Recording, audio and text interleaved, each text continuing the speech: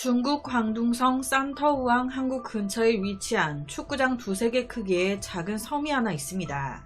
루이 섬이라는 곳인데요. 이곳은 섬이 작다 보니 사는 사람도 이곳에 놀러 오는 사람도 거의 없는 그런 섬이라고 해요. 그저 여기 있는 건 1880년도에 건설된 등대 딱 하나가 전부. 이 등대에는 1년 내내 직원 2명이 일을 하고 있다는데요. 2013년 6월 30일 새벽 5시경 이날도 그랬습니다. 직원 2명이 섬을 돌면서 청소를 하고 있었는데 이때 그들은 암초 옆에서 둥둥 떠있는 이상한 걸 하나 발견하게 됩니다. 설마 사람 시신? 아니요, 여행 가방이었어요. 직원은 바로 그 가방을 들어 올렸는데 그런데 일반 여행 가방이라고 하기엔 그 모습이 조금 이상했습니다. 보시는 것처럼 여행 가방 주변에 막 쇠사슬이 묶여있고 철 케이지에 감싸져 있고 완전 꽁꽁 봉해져 있는 거예요. 하지만 그에 비해 여행 가방은 완전 새 것처럼 보였습니다. 깨진 곳도 찌그러진 곳도 없었어요. 쓸모없다고 버렸다기엔 그 모습도 상태도 너무 이상한데 혹시 이 안에 금은 보화가 막 들어가 있나? 하지만 또 그렇다 하기엔 악취가 진동을. 바로 현장에 경찰이 출동했습니다. 경찰이 철 케이지를 떼어내고 가방을 딱 여는 그 순간 모두 예상하시다시피 그 안에서 나온 건 심하게 부패된 시신이었어요. 부검 결과 사망자는 키가 한 160 정도 추정되는 20대의 젊은 여성이었습니다. 사망한 지는 약 한 달 정도 된 걸로 확인됐어요. 그런데 여기서 끔찍한 게 뭔지 아세요? 이 가방 안에 이 여자의 몸통만 있었다는 거예요. 머리가 없어. 이 몸통마저도 부패가 너무 심한 상황. 이 사망자의 신원을 확인할 수 있는 단서는 아무것도 발견되지 않았습니다. 도대체 이 여자는 누구길래 이런 비참한 모습으로 죽음을 당한 걸까요? 당시 몸통에 특이한 특징이 하나 있었어요. 그건 문신. 시신 무릎 근처에서 옆에 고양이 같기도 하고 약간 해마 같기도 한. 앞서 제가 이 가방이 발견된 섬에는 살고 있는 주민 없다고 했습니다. 가방 외부에는 끌린 자국도 없었어요. 그럼 이 여자는 외부에서 물에 떠밀려 들어왔다는 건데 이 섬 근처에는 중국 산터우시가 있습니다. 이 산터우시에서 이 섬까지 떠밀려 온 걸까? 경찰은 바로 산터우시의 실종자를 집중 조사하기 시작했습니다. 그랬더니 20대 여자 한 명이 실종됐다네. 그녀의 이름은 샤오핑. 몇 년 전 남편과 함께 산터우시에 있는 공장에 일을 하러 왔는데 2달 전인 2013년 4월 8일 출근한다고 나가서는 그 이후 연락 두절 실종된 거예요. 그렇다면 이 가방 안에서 발견된 여자가 샤오핑일까? 하지만 결론적으로 시신은 샤오핑이 아니었습니다. 왜냐? 샤오핑은 문신이 없었거든요. 그리고 샤오핑은 새 아이의 엄마였습니다. 하지만 이 발견된 시신은 출산하지 않은 처녀로 확인됐어요. 이 외에 산터우시 실종자들 중엔 의심되는 사람 딱히 없는데 혹시 이 가방 산터우시에서 흘러 들어온 게 아닌가? 이 생각에 경찰은요, 이 가방이 산터우시에서부터 흘러 들어온 게 아닌 또 다른 어딘가에서 산터우시 쪽으로 가방이 흘러 들어왔고 이 산터우시에서 다시 섬으로 떠밀려 들어왔나? 산터우항 상류에는 3개의 강이 흐르고 있었습니다. 이 3강은 도시 지역을 가로지를 뿐만 아닌 수천만 명의 인구가 거주하는 주변 도시와도 연결되어 있었어요. 그래서 경찰은 이 주변 도시 경찰들에게 협조를 요청했습니다. 그래서 전체 실종자들을 추리기 시작하는데 마땅한 사람이 없는 거예요. 이거 어떻게 해야 이 시신의 신원을 알 수 있을까? 보통 이런 시신을 토막내는 경우는 사랑, 치정살인이거나 깊은 원한, 복수일 경우가 많다고 합니다. 그러니까 이 피해자의 신원이 밝혀지면 곧바로 범인인 나까지 덩달아 밝혀질 가능성이 높아 이 피해자의 신원을 무조건 모르게 숨겨야 되는 거지. 그러니까 목을 잘라버린.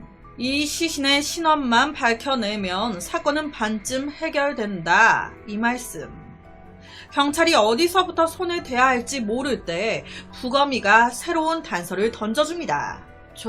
이게 도움이 될지 모르겠는데 이 피해자의 가슴에서 무게가 각각 약 0.5kg에 황금빛, 노란색의 반투명하고 물컹한 그것, 둥근 실리콘이 2개 나왔습니다. 좀 더 정확히는 가슴 확대용 실리콘 보형물. 이 실리콘 보형물에는요, 브랜드의 이름이 적혀 있었어요. 나고라는 영국 브랜드.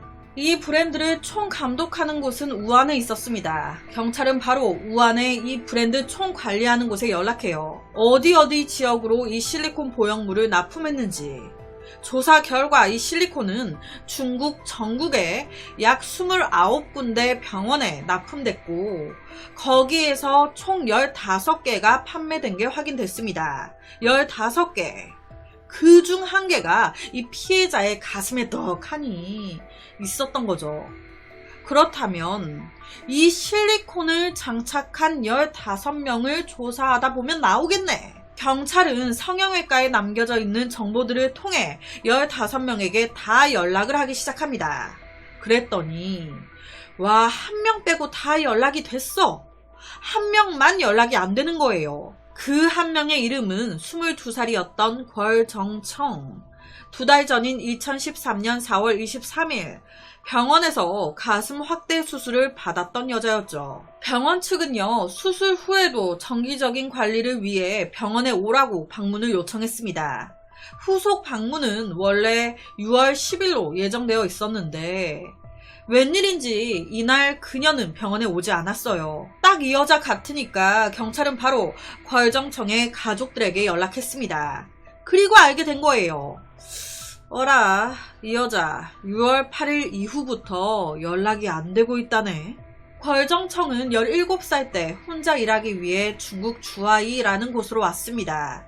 되게 밝고 쾌활한 성격이었대요. 그래서 나중에 자기 옷가게도 여는데 완전 뻘싹 망합니다. 모은 돈 다 털어 사업을 한 거였는데 망했어요. 그러니까 이제 어디 가서 일을 해야 될 거 아니에요. 이리저리 일자리를 찾고 있는 와중에 갑자기 사라져버렸다는 거예요. 하루 정도야 뭐 술 먹고 뻗었나 보다 했는데 이틀, 3일, 일주일 연락이 안 되니까 걱정이 되기 시작한 아버지가 실종 신고를 해놓은 상태였어요. 거기다 궐정청의 동생은 중요한 얘기를 하나 합니다. 우리 언니 몸에 문신이 하나 있어요. 고양이 문신.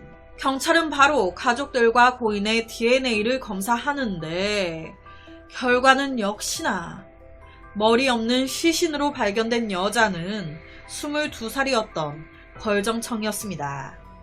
자, 궐정청은요, 주하이에서 살던 여자였어요. 주하이에서 산터우까지는요, 약 400km 이상이 떨어져 있었습니다. 도대체 그녀에게 무슨 일이 있었던 걸까? 경찰은 그녀의 마지막 흔적을 되짚어 보다가 알게 됐습니다. 아, 이 여자 마지막 발견된 장소가 주하이가 아니네. 선전시에 있었네. 그녀 친구 말에 의하면 궐정청이 남자친구가 있었는데 남자친구 출장을 따라 선전시에 왔다는 거예요. 그런데 뭐 남자친구는 일을 해야 될 거 아니에요. 그러니까 자기는 6월 6일 선전에 도착한 후에 자기 친구 집에 같이 묵고 있었다는 거예요. 하지만 이 친구도 일이 있으니까 간단하게 인사만 하고, 예를 들어 궐정청 우리 집 비번 1234야. 나 바쁘니까 집에 들어가서 쉬고 있든지 뭐 알아서 해. 그렇게 친구 집에 머물다가 6월 8일 출근한 친구한테 야, 나 오늘 오후 몇 시에 프로필 사진 찍기로 약속돼 있어서 스튜디오 가봐야 될 것 같아. 집 어느 정도 치워놨다? 이렇게 메시지를 보냅니다. 그런데 딱 이 이후부터 연락이 안 돼. 실종된 거예요. 경찰은 바로 궐정청의 통화 기록을 조사했습니다. 그녀의 마지막 통화는 6월 8일 오후 2시 42분경 촬영을 약속한 사진사였어요. 실제 친구 집 주위 이웃 주민 한 명도 거의 한 3시쯤 그 여자가 집에서 나가 걸어가는 거 봤었는데, 이걸로만 보면 궐정청이 마지막으로 만난 사람, 사진사로 추정이 됩니다. 그렇다면 사진사가 그녀를 죽인 걸까요? 하지만 사실요, 그녀의 실종을 제일 먼저 알려준 사람이 바로 사진사였어요. 사진사왈. 아니, 그날 3시 반까지 만나기로 했었는데 시간이 한참 넘어도 이 여자가 안 오는 거예요. 전화해도 받지도 않고. 우리가 한없이 계속 기다릴 수는 없잖아요. 그래서 내가 그 친구 번호를 알고 있었어요. 바로 전화했지. 당신 친구가 지금 계약 어기고 연락도 안 되고 안 왔다. 이거 어떻게 할 거냐? 이런 사진사의 말을 증명할 증인들 있었습니다. 이 전화할 당시에 주변에 있던 사진 스태프들, 그리고 진짜 이 친구도 이런 전화를 받았었네. 그렇게 사진사 용의자에서 배제됩니다. 자, 여러분, 오후 2시 42분 사진사가 마지막으로 그녀와 통화했어요. 이 말은요, 이때까지도 그녀 살아있었다는 겁니다. 하지만 3시 반이 약속이었는데 안 왔어요. 연락도 안 되고. 이 말은 2시 42분에서 3시 반 사이에 그녀에게 무슨 일이 벌어졌다는 걸 의미합니다. 경찰은요, 맨 처음 이 남자친구를 의심했어요. 남자친구 따라 선전까지 온 거였잖아요.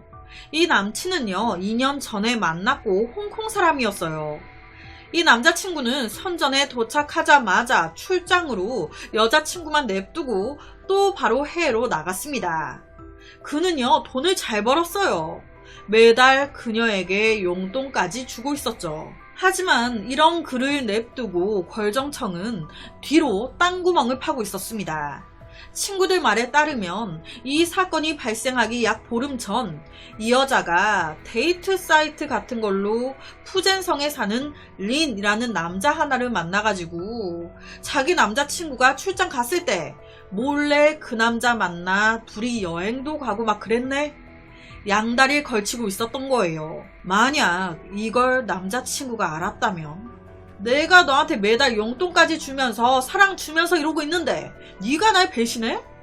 꼭지가 팍 돌지 않았을까요? 혹시 그렇게 죽인 거 아닐까?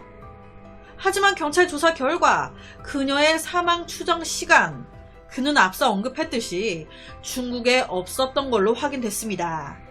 진짜 출장으로 다른 나라에 있었네. 거기다 경찰이 이 앞서 말했던 바람피고 이런 거를 다 알려주기 직전까지도 그는 궐정청이 바람피고 있었다는 것도 아무것도 전혀 모르고 있었어요. 그렇게 이 남자친구 또한 용의자에서 제외됩니다. 이 친구는요, 경찰한테 아무래도 데이트 사이트에서 만난 남자, 푸젠성에 사는 린이 의심스럽다라고 얘기합니다. 사실 선전시에 온 것도 남자친구 따라 온 게 아닌, 남자친구 어차피 해외로 출장 갈 것까지 알고 이제 린을 만나 놀려고 따라온 거였다고. 경찰 바로 조사에 들어갔죠. 확인 결과 이 린은요, 38살 때 이혼한 이혼남이었습니다. 경제력 전혀 없었어요. 대출 받아 생활을 이어가던 남자였습니다. 이 남자가 죽인 걸까? 하지만 조사 결과 이 린, 궐정청이 사라진 지 3일 지나서 선전시에 도착한 게 확인됐습니다. 시간대가 안 맞아. 그렇게 이 린도 용의자에서 제외. 도대체 어떤 새끼가 죽인 거냐? 경찰은요, 그녀의 핸드폰 기록과 그녀의 은행 카드를 조사하기 시작했습니다. 여기서 딱 걸린 거예요. 당시 궐정청은요, 6장의 은행 카드를 가지고 있었는데 이 카드들이 아무리 찾아도 안 보여. 거기다 이 사라진 은행 카드 중에 하나가 그녀가 실종된 상태에서 누군가에 의해 ATM기에서 3번이나 돈이 인출됐네. 그 돈만 약 59,000위안, 하나로 약 한 1,000만원 정도? 모든 ATM기에는 CCTV가 있죠. 경찰 바로 확인 들어갑니다. 그랬더니 화면에 보시는 것처럼 한 남자가 코에 반창고를 붙이고 일부러 이상한 표정을 막 지으면서 돈을 빼가요. 이 남자는요, 대담하게도 3번이나 돈을 뺐습니다. 걸정청의 은행카드 비밀번호를 알고 있던 이 남자 누구인 걸까요? 경찰은 은행카드에 이어서 그녀의 핸드폰을 조사하다가 중요한 사실을 하나 알게 됩니다. 당시 그녀의 핸드폰이 발견된 게 아니었어요. 통화 기록에 이어서 그 핸드폰을 찾기 시작했는데 이 걸정청에 실종된 핸드폰을 선전의 한 전자상가에서 팔았다네. 실종자의 핸드폰을 팔아? 누가? 당시 28살이었던 황수선이. 이게 말이 많아서 제가 한 번 더 언급할게요. 중국 이름들 중에 진행상 발음하기 너무 어려운 이름들이 많더라고요. 그래서 제가 약간 발음하기 편하게 진행상 변형을 했어요. 양해 부탁드립니다. 여튼 경찰이 도착했을 때 이미 그는 고향인 산터우로 돌아간 상태였습니다. 뭐야, 황수선 고향이 산터우야? 산터우 근처 섬에서 시신 발견됐는데 걸정청이 실종되고 얼마 후에 고향으로 돌아갔다고? 와, 썩은 내가 펄펄 나는데 범인 잡았구나. 걸정청이 살해된 지 7일째 되는 날 경찰은 바로 산터우 황수선의 고향집으로 달려갔습니다. 네가 걸정청 죽였지? 이 말에 황수선은요 엄청 당황해하면서 에? 제가요? 제가 누굴 죽여요? 걸정청이 누군데요? 엄청 당황했습니다. 문제의 그 핸드폰은 자기 사촌 형이 자기한테 싸게 팔아 넘긴 거라고. 사촌 형? 사촌 형이 누군데? 황페이산이요. 황페이산은요 29살이었습니다. 직업은 도박이요. 그나마 일반 승용차를 불법 개조해서 택시 운전하며 생계를 근근히 유지하는 정도? 걸정청이 실종된 날인 6월 8일 황페이사는 뭐 했나? 이걸 조사하던 경찰은 이상한 장면을 확인하게 됩니다. 6월 8일 오후 3시쯤에 황페이산의 차가 걸정청이 지내던 친구 집 그 지역에 들어갑니다. 그리곤 오후 4시 18분경에 그의 차가 CCTV가 없는 외딴 골목으로 들어가요. 그리고 거기서 약 7시간 동안 밤 11시 이후까지 거기에서 머뭅니다. 11시가 넘어서 차가 빠져나와요. 여긴 황페이산의 집도 아니었어요. 이 남자 여기서 뭐 한 거야? 확인 결과 이 골목에 있던 집은요, 황페이산이 빌린 집이었습니다. 살려고? 아니요. 도박하려고. 걸정청이 사라진 그 시각, 그녀가 머물던 친구 집 근처에 나타났다가 도박장에 갔어요. 경찰은 이때 도박 누구랑 했냐고 물었습니다. 그랬더니 대답을 못해요. 그 사람들이 누구인지 뭐하는 사람들인지 서로 통성명을 안 하니까 모른다고. 걸정청이 실종되고 바로 다음 날인 6월 9일 그는 산터우에 있는 고향으로 차를 몰고 돌아옵니다. 그녀의 시신이 산터우 근처 섬에서 발견됐는데 말이죠. 살인 혐의에 대해서 황페이사는 내가 죽이지 않았다, 억울하다고 주장했습니다. 그는요, 사건의 그날 걸정청을 태운 건 맞다. 그런데 그뿐 아무 일도 없었고 그 핸드폰은 6월 9일 전자상가에서 그냥 싸게 산 거다. 경찰은 즉시 황페이산의 그 도박하려고 빌렸던 임대주택을 이제 수색하기 시작했습니다. 그리고 아주 깨끗해 보이는 이 방에서 중요한 단서를 찾아내요. 못 찾을 줄 알았겠죠. 깨끗하게 다 치운 줄 알았겠지. 그건 네 착각. 경찰은 문 롤링 셔터와 옆에 이곳에서 작은 피 얼룩을 발견합니다. 채취해서 검사한 결과 이 피의 주인은 사망한 걸정청 거네.